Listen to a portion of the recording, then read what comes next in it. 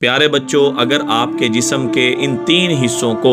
کوئی ٹچ کرتا ہے، کوئی چھوتا ہے، تو فوراً جا کے اپنی والدہ کو بتانا چاہیے۔ ان 3 حصوں میں سے پہلا حصہ سینہ، اس کو اگر کوئی چھوئے، چھیڑے یا کوئی حرکت کرے، فوراً جا کے شرم محسوس نہ کرو، اپنی والدہ کو لازمی طور پہ بتاؤ۔ نمبر 2، کمر سے نیچے والا حصہ، اگر وہاں پہ کوئی چھیڑتا ہے، ٹچ کرتا ہے، کوئی چھونے کی کوشش کرتا ہے، وہ بھی اپنی والدہ کو بتانا چاہیے۔ اور نمبر 3، دونوں ٹانگوں کے آگے والا حصہ، یعنی جہاں سے ہم چھوٹا پیشاب کرتے ہیں وہ والی جگہ،